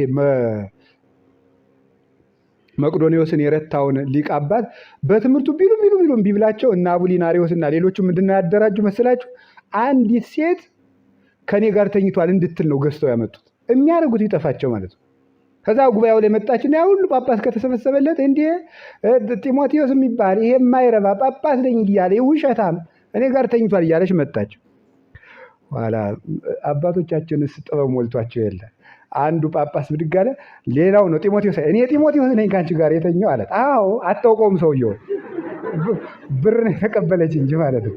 እና በጣም ነው የሚያስደንቀው ማለት ነው። ስለዚህ እግዚአብሔር ሶባ እኮ እግዚአብሔር ምስሌነ እኮ ነው። እግዚአብሔር ከኛ ጋር ባይሆን ኑሮ ጠላቶቻችን በእኛ ላይ በተነሱ ጊዜ እንደ ውሃ በዋጡን ነበር ያለ ቅዱስ ዳዊት። ለዚህ ነው እግዚአብሔር ረዳታችን ነው። መምህር ዘይትቃወም ለነ፣ መምህራችን ኢየሱስ ክርስቶስ በነገርም በግብርም እየገባ ይከራከራል የሚያምነው ከተገኘ። በዚህም ጊዜ የእስክንድሮስን ስም አጠፉ። እሱ ሰዎችን ሰብስቦ የእስክንድሪያ ጳጳሳትን ሰብስቦ መከረው፣ እምቢ አለ፣ አወገዘው፣ ባሰው። ከዚህ በኋላ የሊቢያና የእስክንድሪያን ጳጳሳት በሙሉ ሰብስቦ በ321 ዓመተ ምህረት 100 ጳጳሳትን ሰበሰበና እስክንድሪያ ውስጥ አወገዘው። ሲያወግዘው እሱ ደግሞ ሄዶ ሲወገዝ ጊዜ ትምህርቱም እየበረታ የእስክንድሮስም አባትነት በጸሎት በትምህርት በእውቀት የታገዘ ስለነበር እያየለ ሲመጣ ወደ ፍልስጤም ተሰደደ። አርዮስ ወደ ፍልስጤም ተሰደደና ቀድሞ አንጾኪያ ሲማር ሳለ ጓደኛው የነበረ እንደሱ ውስጡን ክደት የሚያሻው አውሳቢዎስ ዘኒቆምዲያ የሚባል ከሃዲ ኒቆምዲያ ውስጥ ጳጳሱን የተሾመ ሰው ነበረ። ኒቆምዲያ ማለት ሮም ውስጥ የምትገኝ ከተማ፣ በፊት የሮማ መንግስት ወደ ቁስጥንጥንያ ዋና ከተማነት ከመለወጡ በፊት የሮማ መንግስት ዋና ከተማ የመንግስት ርዕሰ ብሔር ሆና የነበረች ከተማ ናት ያቺ ከተማ ኒቆምዲያ። እና ከዚያች የነበረ አውሳቢዎስ ወደ እኔና ብሎ ጻፈለትና እዚያ ሄደው ተመካከሩ። እለእስክንድሮስን እናጥፈው ተባለ። ጉባኤ ተዘጋጀ። እንደሱ ያሉት አርዮሳውያን ተሰበሰቡ። ሃይማኖቱን ያስረዳ ተባለ። ሃይማኖቱን አስረዳ። ከዚያ በኋላ የአርዮስ ትምህርት ውሸት እውነት ነው፣ እለእስክንድሮስ ያወገዘው ሰባልዮሳዊ ስለሆነ ነው ብለው አውግዘው ጉባኤ ለይተው በ323 ዓመተ ምህረት ይህንን የውሸት ጉባኤ አዘጋጅተው እለእስክንድሮስን አወገዙ። ከዚህ በኋላ ከቆስጠንጢኖስ ደረሰ። ቆስጠንጢኖስ የዚያን ጊዜ ክርስቲያናዊ ንጉስ ነው። የንግስት እሌኒ የእናታችን ልጅ ነው። እርሱ ምን አደረገ? የስፔን ሊቀ ጳጳስ የነበረውን ኦኪዮስ የሚባለውን ጳጳስ የእለእስክንድሮስንም ሃይማኖት የአርዮስንም ሃይማኖት ጠይቀህ አምጣልኝ ብሎ ጠየቀው። እለእስክንድሮስም ራሱ ሄዶ ነግሮታል። ደግሞ የግል የተለየ ደግሞ ከሁሉም ውጭ የሆነ ሁሉም የሚቀበሉት አባት እንዲያጣራ ላከው። ሁሉንም አርዮስ ምንጭ ብሎ ነበር የተበደልኩት ሊቢያዊ ስለሆንኩ ነው እያለ ደግሞ ስም ይጨምርበታል። ሰዎች እንዲቀበሉት በአስተዳደር ስለተቃወምኩት ነው እንጂ ሃይማኖት ትክክል ነበር ይላል። ስለዚህ ያኛው ኦኪዮስ የሚባለው ጳጳስ የሁለቱንም አጣራና ምን አላቸው? ለቆስጠንጢኖስ ሂዶ ነገሩ የሃይማኖት ነው፣ የአርዮስ ክደቱ ይሄ ነው፣ ክደቱም የነ አርጌንስ የነ ጳውሎስ ሳምሳጢን የሚመስል ነው፣ ስለዚህ እንጂ ያስተዳደር አይደለም ብሎ ነገረው። እንግዲህ እንዲህ ከሆነ የክርስቶስ ቤተክርስቲያን ከምትታወቅ ጉባኤ ዓለም አቀፍ ጉባኤ ይደረግ ተባለ። ይህ ጉባኤ ተደረገ። ጉባኤው መጀመሪያ እንቆራ ወይም ዛሬ አንካራ የምትባለው ከተማ ውስጥ ነበር ሊደረግ የነበረው። ነገር ግን በኋላ ወደ ኒቅያ ይሁን ተብሎ ተዛወረ። ወደ ኒቅያ የተዛወረበት ምክንያት ስለምንድን ነው? እቺ የዘመኑ የንጉሱ ከተማ ከነበረችው ከኒቆምዲያ 32 ኪሎ ሜትር ብቻ የምትርቅ ቅርብ ነበረችው። ስለዚህ አንደኛ ለባህርም ለየብስም የተመቸች ስለሆነ ሰዎች በአራቱ ማዕዘን ተሳፍረው ሲመጡ እንደ ልባቸው እንዲመጡ ተብሎ ደግሞ ሜዳይቱም የተደላደለች ሰፊ ነበረች። በዚህ ምክንያት ኒቅያ እንዲሆን እዚያ እንግዲህ ዛሬ ቱርክ ውስጥ ማለት ነው ምን እንደሆነች ዛሬ እንግዲህ ከተማይቱ ብታዩት እንዲያ ናት። እና እዚያች ውስጥ ጉባኤው ተካሄደ። በእኛ በቤተክርስቲያናችን ትውፊት በኢትዮጵያ ኦርቶዶክስ ተዋሕዶ ቤተክርስቲያን ትውፊት በሌላው ሁሉ ታሪክ አንድ ነው። እዚች ላይ ብቻ የኛ ቤተክርስቲያን የሚለይ ያለው ከሚያዝያ ማርያም እስከ መስከረም ማርያም ጳጳሳት ተሰበሰቡ ተብሎ ይተረካል። በእነሱ ደግሞ ሰኔ 14 ቀን ነው ጉባኤው የተጀመረው። ሐምሌ 25 ጉባኤው እንዲያበቃ አስቦ ነበረ ቆስጠንጢኖስ። ሐምሌ 25 የእሱ በዓለ ሲመት ስለነበረ አርዮስ ተረቶ እዚያው አብሮ በዓሉን ለማክበር ፈልጎ ነው የነበረው። ግን አባቶቻችን እስከ ነሐሴ 25 ድረስ ቆይተዋል ይባላል። በእኛ በቤተ ክርስቲያናችን ትውፊት ግን እስከ ህዳር 9 ከሚያዝያ ማርያም እስከ መስከረም ማርያም የቀኑ ጉዳይ ስለማያጣለ ዋናው ነገር አስተምህሮ፣ ጳጳሳቱ፣ ፍቹ፣ ፍሰቱ፣ ክህደቱን በመቃወም ሁሉም አብያተ ክርስቲያናት አንድ ነው። ካቶሊኮችም፣ ምስራቅ ኦርቶዶክሶችም፣ የአሃታ ቤተክርስቲያን ኦሪየንታል የሚባሉትም እነዚህም ሁሉም በዚህ እስካሁን በፈሰሰው ነገር ባልኳችሁ ነገር አንድ ነን። እዚች ላይ የቀን ልዩነት አለ። አቆጣጠሩን ታሪክ ተጠንቶ የሚረጋገጥ ስለሆነ ችግር የለው። እኛ ግን ስንክሳራችን ላይ እንደተቀመጠው የምናምነው ይሄኛውን ይሆናል። ግን ሌሎቹ እንደዚህ ብለው ሲተርኩ ቢሰሙ መናፍቅ ናቸው፣ ሐምሌ ሰኔ 14 ነው አሉ አንልም። ይሄ ምንም ችግር ስለሌለው ማለት ነው። እኛ ግን የስንክሳሩን እንይዛለን። መስከረም 21 ቀን ጉባኤው ተጀመረ። እስከ ህዳር 9 ድረስ አካሂደውታል። ጉባኤው ተካሂዷል።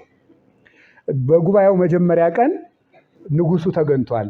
ታላቁ ቆስጠንጢኖስ ተገኝቶ እንኳን ደህና መጣህ ብለው አመስግነውታል። ቤተክርስቲያንን ያሳረፍክ ንጉስ ነህ፣ እግዚአብሔር ይመስገን አንተን የሰጠን ብለው አመስግነውታል። በዚያን ጊዜ እሱ ተነስቶ ደግሞ ያደረገው ንግግር እንዲህ የሚል ነበረ። ቆስጠንጢኖስ ማለት ነው። አባቶቼ እናንተን የማየት የሁል ጊዜ ምኞቴ ነበረ። እግዚአብሔር ከባረካችሁ ቅዱሳን ጋር ዛሬ ከእናንተ ጋር በመገኘቴ ደስታዬ ፍጹም ነው። ክርስቶስ በመስቀሉ ድል የነሳው ጠላት ደስታችንን እንዳያበላሸው፣ ክፉ ዘርም እንዳይበቅል፣ የጌታችንን መንግስት በመስደብ ሕግ አፍራሾች እንዳንሆን ከቃላት ጦርነት ውጡ፣ ሰላምን እንድታደርጉ እመኛለሁ። በእናንተ ሁል ጊዜም ደስተኛ ነኝ ብሎ ይሄን ቃል ተናግሮ ጉባኤውን ለቆ ሄደ። ማን? ቆስጠንጢኖስ ንጉሱ። ጉባኤው ተጀመረ። አርዮስ 4 ተከራካሪዎች ይዞ ነው የመጣው። የኛ ቤተክርስቲያን ግን ተከራካሪው አንድ ሰው ነው። ያም ቅዱስ አትናቴዎስ ዲያቆን ነበር። የዛን ጊዜ የእስክንድሮስ ሊቀ ዲያቆን ነበር። እስክንድሪያ ውስጥ እያለ ወይም የእስክንድሪያ ቤተክርስቲያን አፈ ጉባኤ ነው የነበረ እና ጳጳስ በእርግጥ ቆስጠንጢኖስ አዋጅ ሲነግር 2 ቀሳውስትን ይዘው ከጉባኤው 3 ምዕመናንን ለታዛቢነት ይዘው እንዲገኙ ተናግሮ ነበረ። ዲያቆን ግን መገኘታቸው እንደ ታዛቢነት እንዲገኙ የክርክር ስለሆነ ይገኙ ተብሎ ተገኝቷል በዲቁናው ይላሉ። አባቶቻችን ደግሞ ከክርክሩ ዲያቆን መሳተፍ ስለማይቻል ለእስክንድሮስ ዕለቱን ቅስና ሰጥቶ ይዞት ሂዷል ይባላል። ፓትርያርክ ስለሆነ ምን ይቸግረዋል? ዕለቱን ቄስ አድርጎ ይዞት ሄደ። ይዞት ሂዶ ክርክሩ ተጀመረ። እነሱ ግን 4 አሉ። አውሳቢዎስ የኒቆምዲያው አለ፣ በቂሳሪያ የመጣው አለ። 4 ሆነው የሚከራከሩ የነበሩ 4 ናቸው። አትናቴዎስ ነው እዚህ በእኛ ግን የሚከራከር። አርዮስ አይከራከርም። አንዴ ክህደቱን አስረድቶ ጨረሰ። ተከራካሪዎቹ ሲያቅታቸው ብቻ መሀል ላይ ተነስቶ አንዳንድ መልስ ይሰጥ ነበረ። ክህደቱን አስረዳ።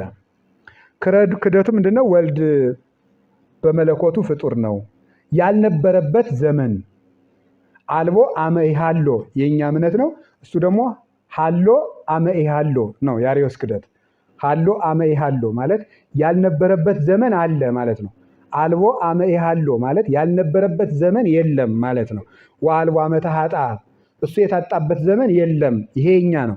እነሱ ደግሞ ሃሎ አመ ኢሃሎ ያልነበረበት ዘመን አለ፣ ወልድ አብን የሚቀድምበት ዘመን አለ ብሎ ተናገረ። በዚህ ጊዜ ደግሞ እነሱ ቀዳማዊ ዘም ቀዳማዊ ነው፣ ሕይወት ዘም ሕይወት፣ ብርሃን ዘም ብርሃን ነው ብለው በዚህ ተከራክረዋል። ክርክሩን በኋላ ስንመጣው ነው ጨውጨውን ማረገው ማለት ነው። ተከራክረው አሬዎስ ተረታላችኋለሁ። አሬዎስ ቅዱስ አትናቴዎስ ተሳልቆ መጨረሻ ላይ አሬዎስ ዝም በማለት ነው የተረታው። አጉረምርሞም አይደለም። እኔ ጥያቄ አለኝ ሰዓት አልቋል ተብሎ አይደለም የተረታ። ዝም ብሎ ነው የተረታ። መልስ አጥቶ ማለት ነው። ዝም ብሎ ተረታ። ከዚህ በኋላ አባቶቻችን ምንድነው ያደረጉት? ስርዓተ ሃይማኖትን ወይም 7 አንቀጽ ያለው ሃይማኖትን አውጥተዋል። 7 አንቀጽ ያለው 7 አንቀጽ ያለው ጸሎት ሃይማኖት ወነአምን በመንፈስ ቅዱስ ያለው ድረስ ያለው ነአምን በእግዚአብሔር አብ ወነአምን በአሐዱ እግዚእ ኢየሱስ ክርስቶስ የሚሉት እነዚህ 7 አንቀጾች ይወጡታል። እነዚህን ማለት ነው። እዚያ በኋላ ይሄኛው በጉባኤ ቁጥጥንያ ነው። ከዚያ በተረፈ ግን ሌሎች አንቀጾች ጨምረዋል። ስርዓት ላይ ስለ በዓላት አከባበር፣ ስለ ክህነት፣ ስለ አጽዋማት ይህን በተመለከተ ወደ 12 አንቀጽ አውጥተዋል። ብዙ ናቸው እነዚህ ስርዓትን የተመለከቱት። በዚያው ጎን ለጎንም ብዙ ስርዓት ወስነው ስለተለያዩ አሬዎስን ከረቱ በኋላ ዕለቱን አልተበተኑም። ከዚያ አሬዎስ ተረታ። ከተረታ በኋላም ውግዘት ተወግዞ ተለየ። ዛሬ የጌታችን የመድኃኒታችን የኢየሱስ ክርስቶስን መንግስቱን አሳወቁ። ይገርማቸዋል። በዚህ ዕለት ጉባኤው 2345 ሊቃውንት ተሰብስበው በ3 ቡድን የተከፈለ ነበረ። የመጀመሪያው አሬዎሳውያን ይባላሉ። ቀጥሎ ደግሞ መንፈቅ አሬዎሳውያን ይባላሉ። ሶስተኛው ኦርቶዶክሳውያን ይባላሉ። አሬዎሳውያን ወልድን ክብር ምስጋና ይግባውና ፍጡር ያሉት ናቸው። ወልድን ፍጡር ያሉት ናቸው አሬዎሳውያን። መንፈቅ አሬዎሳውያን ደግሞ ያሉት ከአሬዎስ ጠጋ ብለው ወደኛም ጠጋ ያልን ብለው ወልድ አብን ይመስለዋል የሚል ዝም ብሎ እንደው ለዘብ ያለ ሙልጭ ያለ ክደት ያስቀመጡ እንደ አሬዎስም ያላሉ እንደ ኦርቶዶክስም ያላሉ ማለት ነው። የጨነቀው ሰው አይነት አነጋገር ማለት ነው። አንድ በዚህ እዚህ ኦሮሚያ ክልል ውስጥ የሚገኝ ኢሉባቡር ወይም ኢሉ አባቡራ ይባላል በኦሮሚያ አጠራር። መቱ ከተማ ትንሽ አንድ 20 ኪሎ ሜትር ሊሆን ይችላል፣ ልሳሳት ይችላለሁ ኪሎ ሜትር። ጎሬ ማርያም የምትባላለች በጣም ታሪካዊት ቤተክርስቲያን ናት እና እዚያ አቡነ ሚካኤል ሰማዕቱ የሚባሉት በጣሊያን ጊዜ የተሰዉት እዚያ ነው። እና የጣሊያን ጀነራል ገደለና የአካባቢውን ሰዎች ሰብስቦ እንዴት ነው ጥሩ አድርጌያለሁ ወይስ እንዴት ነው አላቸው። አስቸጋሪ እኮ ነው እናንተ። አንዳንድ ጊዜ ነጭ ወይም ጥቁር ብቻ መልሱ የሚሆን ጥያቄ ይጠየቃል። ሌላውን እንደ ማድበስበስ ያደርጉታል። ይሄ ግን ዝም ብሎ ወይ ነጭ ወይ ቀይ ነው፣ ሌላ ምርጫ የለውም። እና ምን ብለው መልሱ መሰላችሁ? እናንተም ደግ ገደላችሁ እሳቸውም ደግ ሞቱ አሉ። ውስጥ ምን ይመስላችኋል? እናንተም ደግ ሰው ገደላችሁ እሳቸውም ደግ ሰው ሞቱ፣ ደጉ ሰው ሞቱ፣ ጻድቅ ሰው ገደላችሁ ብለው ልክ በደንብ አድርገው ነገሯቸው ነው። ምስጢሩ ግን እናንተም መግደላችሁ ጥሩ ነው እሳቸውም እንኳን ሞቱ ማለት ነው የሚመስለው። እናንተም ደግ ገደላችሁ እሳቸውም ደግ ሞቱ ማለት ነው። እና ይሄ መከራ የማሳለፊያ ጥበብ ነው። ይሄ ያነጋገር ብልሃት ነው። ይሄ ግን ሃይማኖት ጉዳይ ላይ አልበስብሶ መጠጋት አይደለም። ወልድ ይመስለዋል ሲሉ እውነት ነው የሚመስል። ምዕመን ሐሳብን ፈልፍሎ መረዳት ስለማይችል ብዙ ጊዜ በመናፍቃኑ የቃላት ድሪቶ የሚወሰድበት ናሪያ ምንድን ነው ይሄ እንዴ? አምሳለ አርአያሁ የሌለ ጳውሎስ ነው የሚለው ብድግ ይላል እንዴ። ጳውሎስም እኮ ይመስለዋል ይላል። ስለዚህ ይመስለዋል ስላለ ምን ችግር አላቸው እነዚህ ሰዎች? ምንድነው የተሳሳቱት ይላል አንዱ ሞኝ ምዕመን ይልና መጽሐፍ ቅዱስም እንዲህ ነው የሚለው ይላል። ግን ቀበሮ በግን ይመስለዋል፣ ቆርቆሮ ብርን ይመስለዋል ማለትና ይሄኛው ደግሞ አምሳለ አርአያሁ እንዘይቲ እረዮ በመለኮቱ ያለበት ነው። በመለኮት ተዋህዶት በመልክ ይመስለዋል ማለትና ዝም ብሎ ይመስለዋል ማለት ልዩነት ስላለው እኛ ወልድን ኋላ ነግራቸዋለሁ። ወልድ አብን ይመስላል ባልን ጊዜ በጌትነቱ ተካክሎ በመልኩ እሱን የሚመስል ነው ማለት ነው። እነሱ ይመስለዋል ሲሉት ግን የሚያንስ ነው። ከሱ የሚያንስበት አለው ግን ይመስለዋል ነው ይሄኛው። አሁን እገሌን ይመስላል ታውቃላችሁ። ይሄ ይመስለዋል ሲባል በሙሉ አካሉ ማለት ነው። ወይ በአፍንጫው ወይ በአይኑ ወይ በሆነ በጆሮ ይመስለዋል፣ እግሩ ግን ይለያል ማለት ነው። ይመስለዋል በእነሱ ፍች ይሄ ነበር፣ ውስጡ ክደት ያዘለ ነው። እነዚህ ናቸው። ኦርቶዶክሳውያን የሚባሉት ደግሞ ዘዕሩይ ምስለ አብ በመለኮቱ ወይም ዋሂደ ባህሪ ምስለ አብ በመለኮቱ የሚሉት ናቸው። ከአብ ጋር በመለኮት አንድ ባህሪ ያሉት ናቸው ኦርቶዶክሳውያን የሚባሉት።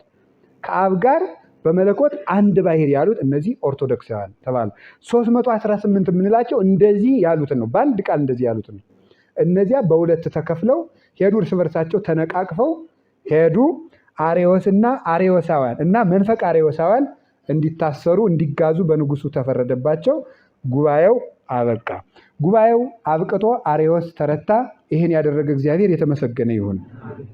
አርዮስ ከተረታ በኋላ ለእስክንድሮስ ወደዚህ ተመለሰ። ከዚያ በኋላ ምን ይደረጋል? አውሳቢዎስ ዘኒቆምዲያ የተባለው የአርዮስ ወዳጅ የነበረ ሰው በንጉሱ ቤተመንግስት ከተማ ይኖር ስለነበረ የአርዮስ ወዳጅም ስለነበረ ውስጥ ውስጡን ነገር መስራት ጀመረ። ከቃሉ ጋር ናችሁ? ውስጥ ውስጡን ነገር እየሰራ ይፈቱ እያለ አርዮስ ተመልሻለሁ ብሏል፣ አርዮስ ተመልሻለሁ ብሏል እያለ ሌሎችንም ሰዎች ምስክር እያበጀ የንጉሱን ልብ አታለለው። ንጉስ ደግሞ የቀረበውን ይሰማል። ከዚያ በኋላ አርዮስ እና አርዮሳውያን ይፈቱ ብሎ ከእስር ቤት አስወጣቸው። እለእስክንድሮስ እኔ አልቀበለውም፣ አርዮስ ከምክህደት መመለሱን እግዚአብሔር ምልክት ሲያሳይ ብቻ የምቀበለው፣ እኔ እንግዲህ በኋላ አርዮስን በአፉ አላምነውም ብሎ እምቢ አለ። እለእስክንድሮስ እንዲሁ እንዳለ አረፈ። ደገኛው አትናቴዎስ ተተካ በመንበሩ። ቅዱስ አትናቴዎስ ፓትርያርክ ሆኖ ሲተካ ከዚያ በኋላ ይፈታ ከክህደቱ ይመለስ ብሎ ደብዳቤ ጻፈለት ንጉሱ። ቅዱስ አትናቴዎስ እንዲህ የሚነካ አባት አይደለም። ምን ብሎ ጻፈለት? አይ የእግዚአብሔር መንግስት በምድር መንግስት አይዳኝም። የእግዚአብሔር መንግስት የሚዳኘው እግዚአብሔር መንግስት ነው። ሲኖዶስ ያወገዘውን ሲኖዶስ ነው የሚፈታ። በንጉስ ደብዳቤ አይጠየቅም። የሚመረምረውም መንግስት ሳይሆን ቅዱስ ሲኖዶስ እንደገና ተሰብስቦ ነው ብሎ ደብዳቤ ጻፈለት። በዚህ በሸቀው። እንዲያው ቢሆንስ እሺ አየዋለሁ ማለት ሲገባ ቆስጠንጢኖስስ ቢሆን ክብርክ መከራ እኮ ነው እንዴ! ቢሆን እንደው መጥቶ እንዲህ ባለኝ እንጂ ደግሞ ጣልቃት ገባም እንደዚህ ደግሞ ይለኛል ብሎ ደግሞ ትንሽ ተናደደ። በዚህ ንዴቱ ላይ ይህንን ሰሙ። አርዮስ እኮ ማነው አትናቴዎስ እንዲህ ያለኝ የሚለውን የቆስጠንጢኖስን አወጋግ ሰሙና ደግሞ እና አውሳቢዎስ ዘኒቆምዲያ ሄዱና ምን እያሉ ነገር መስራት ጀመሩ። የግብፅ ቤተክርስቲያን ታላቅ ስለሆነች ምዕመናን ለቆስጠንጢኖስ ስንዴ መገበር የለባቸውም ብሎ ግብር እያስቀረ ነው ነገር መስራት ጀመሩ። በጣም የሚያሳዝን ነገር ነው በእውነቱ ማለት ነው። የሚያሳዝን ነው። ከዚያ ደግሞ የአንጾኪያው ሊቀ ጳጳስ ነበር። የአንጾኪያው ሊቀ ጳጳስ ደግሞ አትናቴዎስ ትክክል ነው ብሎ ደግሞ እሱን ስለደገፈ ለቆስጠንጢኖስ ብለው ነገር ሰሩለት መሰላቸው። እሌኒ ወደ ኢየሩሳሌም ስትሄድ ያላከበራት ጳጳስ ይሄ ሰውዬ ነበረ። ይህች ሀገርም አልተቀበለችም። ስለዚህ ይሄ ሰውዬ መንበሩን ይልቀቅ ብለው ደግሞ እሱን ከምን አስቀሩት? የአንጾኪያ መንበርነቱ እንዲለቅ አደረጉ። ቅዱስ አትናቴዎስንም እንግዲህ እምቢ ካልክማ ብሎ እንዲሰደድ ቆስጠንጢኖስ ፈረደበት። ምን ይደረጋል እንግዲህ ተሰደደ ቅዱስ አትናቴዎስ። ቅዱስ አትናቴዎስ ሲሾም ሲሰደድ ወዲያው እንደተሰደደ ይገርማቸዋል። በቃ ስለዚህ አርዮስ ደስ አለው። ተሰበሰቡና በ335 ዓመተ ምህረት ጉባኤ ያደረጉ። እጥፍ ያለው ጉባኤ ነው ያዘጋጁት ማለት ነው። ከዚያ ቅዱስ አትናቴዎስ መጀመሪያ በእርግጥ ተጠርቷል። ጉባኤው ተጠርቶ አልቀበልም ብሏቸው ሄዷል እና እዚያ ላይ አትናቴዎስን አውግዘው አርዮስ ይመለስ ብለው ከቁስጥንጥንያው ጳጳስ ጋር ቅዳሴ ይግባ ተብሎ ተወሰነለት። ልብስ አይሸፍነው የለም። የተንቆጠቆጠውን ልብስ አሰፍቶ ጥሩ ልብሰ ተክህኖ ይዞ ጥሩ መስቀል ይዞ አርዮስ ቅዳሴ ገባ። ቅዳሴ ገብቶ አልጀመረም። ሆዱን ተሰማው። ሆዱን ሲሰማ ወደ መጸዳጃ ቤት ሄደ። ቢጠበቅ ቅዳሴው ረፈደ ተብሎ ቀረ። ሄዶ ቢታይ ሆድ ዕቃው ተዘርግፎ ተገኘ። ከዚያ በኋላ እውነት እንዲህ ታደርጋለች። ቅዱስ ቆስጠንጢኖስም ምንም እንኳን ቀርነ ሃይማኖት የቆመለት ራት ንጉስ ደግ ንጉስ ቢሆን ነገር ግን ልቡ አሽቶት ያስተዳደር በደል ስለበደለና መልካም ሰው ቅዱስ አትናቴዎስን ስላሰደደ ብዙም ሳይቆይ በ2 ዓመቱ አረፈ እሱ። ከዚህ በኋላ የእሱ ልጆች ቁንስጣ፣ ዳግማዊ ቆስጠንጢኖስ፣ ቁንስጣ ዲያስ የሚባሉ 3 ልጆች ነበሩት። እነዚህ 3 ልጆቹ ተከፋፍለው ነገሱ። የምዕራቡን ክፍል 2 ልጆቹ፣ የምስራቁን ክፍል ደግሞ አንዱ ሆነው ቁንስጣ ዲያስ የሚባለው መግዛት ጀመሩ ማለት ነው። ከዚያ በኋላ ይሄ ዳግማዊ ቆስጠንጢኖስ የተባለው የቆስጠንጢኖስ ልጅ ቅዱስ አትናቴዎስን ከስደቱ መለሰው። ቅዱስ አትናቴዎስ ተመለሰ። እነዚህ ተከፋፍለው ሲገዙ ደግሞ ካላ እህት ነበረችው የቆስጠንጢኖስ እህት እና ሌሎቹም እና አውሳቢዎስ ዘኒቆምዲያ እነዚህ ተሰብስበው የሰውዬ አይሞትም መቼስ እያስተባበሩ ደግሞ መልሰው ያኛው ቁንስጣ ዲያስ መንግስቱ እንዲያይል አድርገው ደግሞ እንዲጋዝ አደረጉት። በዓለ ትንሣኤን በሚያከብርበት ቀን ሂደው 5000 ወታደሮች ታዘው ወደ ገዳም እንዲያሰድዱት ተደረገ። እሱ ተሰደደ፣ ታሰረ። ከዚያ በኋላ ክርስቲያኖች ሲያርፉ እንዲህ ሲሉ ቆየና መጨረሻ ላይ ዳግማዊ ቆስጠንጢኖስ ሲያርፍ ይሄ ቁንስጣ ዲያስ የሚባለው ሁሉም ሙተው ስላለቁለት መላውን ሮማ አንድ አድርጎ ገዛ። አትናቴዎስ ቅዱስን አሰድዶ ጊዮርጊስ የሚባል አርዮማዊ መቼስ ስም አይሸከም የላል ጊዮርጊስ የሚባል አርዮሳዊ ሰው ሾመ። አቀባበል አድርጉለት ብሎ ከ5000 በላይ ወታደሮችን ወደ እስክንድርያ ላከ። ህዝቡ ተሰብስቦ ምንድነው እንዳለ ታውቃለች? ጊዮርጊስ የሚባለው አርዮሳዊ ፓትርያርክ ሲመጣ ነው የሚጮሁት። ምን እያሉ ነበረ? አትናቴዎስ እያሉ ነበር የሚጮሁት። የተሰደደውን አባታቸውን ማለት ነው። እነሱ ከዚያ በዓለ ትንሣኤ ሆኖ ጊዮርጊስ አርዮሳዊ ሊባርክ ሲሄድ ምን ያደርጋሉ? የቅዱስ አትናቴዎስን ደብዳቤ ተቀብለው አንብበው ወደ ቤታቸው ይሄዳሉ። ቡራኬ አይባረኩ። እንዲህ እያደረጉ እያለቀሱ ኖሩ። ቁንስጣ ዲያስም ሞተ። ቅዱስ አትናቴዎስም ዙሮ መጣ። እንዴ ይገርማችኋል። በዚያ ጊዜ አንድ ደስ የሚል ነገር ልንገራችሁ። ቁንስጣ ዲያስ አትናቴዎስ ቅዱስን ካሰደደ በኋላ በ335 ዓመተ ምህረት ከዚያ ቆይቶ ጉባኤ ሲደረግ አቡነ ሰላማ ከሳቴ ብርሃን ነበሩ የኛ ጳጳስ የዛን ጊዜ ኢትዮጵያ ውስጥ እና እሳቸውም እሳቸውን የሾማቸው ማን ነው? ቅዱስ አትናቴዎስ ነው። ስለዚህ ይሄ ቁንስጣ ዲያስ የሚባለው ሰውዬ ምን አስቦ ነበር መሰላችሁ? አርዮሳዊ አይደለ? ቀስ በቀስ ደና አባቶችን እያሰደደ አርዮሳውያንና ለመንግስቱና ለክደቱ የሚመቹ ጳጳሳትን በሲኖዶሱ ማስገባት ፈልጎ ነበረ። ስለፈለገ ይሄ ኢትዮጵያ ውስጥ ያለው እንኳን አቡነ ሰላማ ተነስቶ ሌላ አርዮሳዊ እንዲሾም ለአብርሃና ለአጽብሃ ደብዳቤ ጽፎላቸው ነበረ የኢትዮጵያ ጳጳስ። እነሱ ግን ምንድን ያሉት? እኛ ራት አባታችን አትናቴዎስ ነው፣ አርዮሳዊ አባት አንፈልግም ብለው ደብዳቤ ጽፈው ኢትዮጵያም እንደ እስክንድሪያ መንበር አትናቴዎስን እየጠበቀች ፈጣሪዋን ስታከብር የሰለስቱ ምዕትን ሃይማኖት ስትጠብቅ ኖራለች። ደብዳቤያቸውን ባገኘው እኔ ደስ ይለኝ ነበረ እላለሁ። ይህንን ታሪክ ስመለከት የእነ አብርሃ ጽብሃን ደብዳቤ ምነው ባገኘው እላለሁ። ልናገኘው እንችላለን፣ እግዚአብሔር ቸር ነው። ስለዚህ እንዲህ አድርጋ ሀገራችንም እንዲህ አድርጋ ጠብቃ ቆይታለች። ስለ ሁሉም ነገር የእግዚአብሔር ስሙ የተመሰገነ ይሁን። እንዲህ ቅዱስ አትናቴዎስ ምንድነው መስላችሁ 46 ዓመት የፕትርክና ዘመን የነበረው። ከ46ቱ የፕትርክና ዘመን 15ቱን ዓመት በስደት ነው የኖረው። 5 ጊዜ ነው የተሰደደው። ሌላውን ቤተክርስቲያን አገልግሎበታል። እና ምን ይባላል? እንደውም በቤተክርስቲያን ታሪክ ጸሐፊዎች ዘንድ ሙሴ ሙቶ እስራኤልን ርስት እንዳወረሳቸው ታግሎ 40 ዓመት ታግሎ እስራኤል ርስት ይወርሱ ግን አልነበረም። እና ቅዱስ አትናቴዎስ አርዮሳውያንን ሲያጠፋ ቤተክርስቲያንን ሲያሳርፍ አርዮሳንን ሲታገል ኖሮ ቤተክርስቲያን ሳታርፍ ሳያይ ሄደ ይባላል። ስታርፍ አላያትም ነበረ። ትንሽ አርፋ ነበር። በኋላ ሌሎቹ እነ ቅዱስ ቴዎፍሎስ እነዚህ ሲመጡ በኋላም በእርግጥ ነገሩ ቤተክርስቲያን መከራ መቼም አቷት አያውቅም። ግን በይፋ አርዮሳውያን እንደው ጉንዳቸው ተቆርጦ ግን ትንሽ አርፋ ሳይ ያን እንደተሰቃየ እንዳስተማረ አረፈ። በትምህርቱም በገድሉም በስደቱም እንግዲህ ቤተክርስቲያን እንደዚህ ሆና የኖረች ናት። ቤተክርስቲያናችን የምታዩት ማለት ነው። አዲስ ነገር በእኛ ዘመን አልመጣብንም። ሆነ ዳሰት መከራ ነክቶን ስለማያውቅ እንዲሁ እንደዚህ ግን ሆኖ ያውቃል እንላለን እንጂ ሁሉም ነገር የተደረገ እንዲሁም በእኛ ዘመን ምንም አልተደረገም። ምንም ማለት ነው። አባቶቻችን ላይ የተደረገው ግን እጹብ ነው። ይህን ካልኳችሁ የመናፍቃንን አርዮስንም ያጠፋ ጊዮርጊስ አርዮሳውያንም በመርከብ ተሳፍሮ ሲሄድ ሰጥሞ እንዲቀር ያደረገ እና አውሳቢዎስ ዘኒቆምዲያንም ያጠፋ ክፉ ሰዎችንም አጥፍቶ ቤተክርስቲያንን ያሳረፈ ቀርና ሃይማኖት የሆኑ የነ ቅዱስ አትናቴዎስን አባትነት፣ መምህርነት፣ ክህነት፣ ትምህርት የሰጠን ሕያው ቅዱስ እግዚአብሔር ቤተክርስቲያን የሚጠብቃት እርሱ ክብር ምስጋና ይግባው።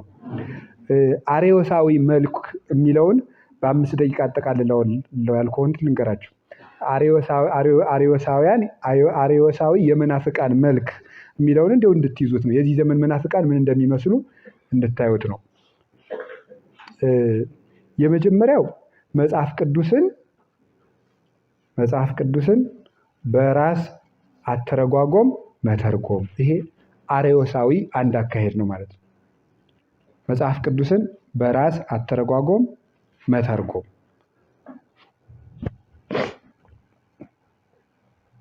ልክ እንደ አርዮስ ይህን ሁሉ ጉድ ሲያፈላ ይኖረው ቤተክርስቲያንን እንግዲህ ወደ 1700 ዓመት እየታገላት አለ። የእሱ ልጆች ዛሬ መልካቸውን እየቀየሩ የኖረው አንድ ጥቅስ አጣሞ ተርጉሞ ነው።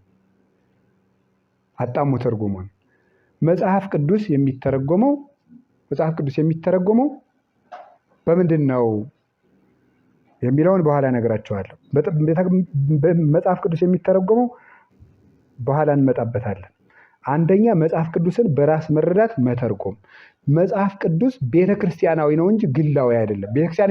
መጽሐፍ ቅዱስ እንደ ቤተክርስቲያን ነው እንጂ እንደ ግል ሀሳብ አይተረጎም። አንድ ነገር የምትይዙት መጽሐፍ ቅዱስ ሳይኖር ማን ነበረች? ቤተክርስቲያን ነበረች። ይህን ታውቃላችሁ? መጽሐፍ ቅዱስ ሳይኖር ቤተክርስቲያን ነበረች። ስለዚህ ቤተክርስቲያን ናት የመጽሐፍ ቅዱስ ምንጭ። እኔ ሀሳቤን ሳላወጣው እኔ ያለው የለውም አለው አይደል እንዴ? እኔ ሳልናገር የምናገረው ሰውዬ ነበርኩኝ። እኔ ያለው አካል ያለ እኔ ከኔ ራስ አሁን የራሴ ነው የሚያወራ። አሁን ራስ ነው የሚባለው። በነገራችን ላይ ራስ የሚባለው የት ነው? ይሄ ነው አይደል? ራስ የሚባለው ከአንገት በላይ ነው። ለማንኛውም እንድታውቁ ወደፊት። አሁን ራሱን ቆረጡ ሲባል እዚህ ላይ ነው። ራስ የሚባለው እዚህ በላይ ነው። ስለዚህ አሁን የሚናገር ማን ነው? ራሴ ነው። ራሴ ይናገራል፣ አካሌ ራሴን ያቆማል። ስለዚህ ንግግሬ ሳይነገር ማን አለ? አካልና ማን አሉ? ራስ አሉ። መጽሐፍ ቅዱስ የቤተ ክርስቲያን ቃሏ ነው። ቤተክርስቲያን ግን የእግዚአብሔር አካሉ ናት። ክርስቶስ ደግሞ የቤተክርስቲያን ራሷ ነው። ክርስቶስ ቤተክርስቲያንን መስርቶ ነው ቤተክርስቲያን መጽሐፍ ቅዱስን ሰብስባ እንድትይዘው ያደረጋል። ስለዚህ ክርስቶስ ቤተክርስቲያንን መስርቶ የመሰረታት ቤተክርስቲያን ናት መጽሐፍ ቅዱስን የጻፈችልን።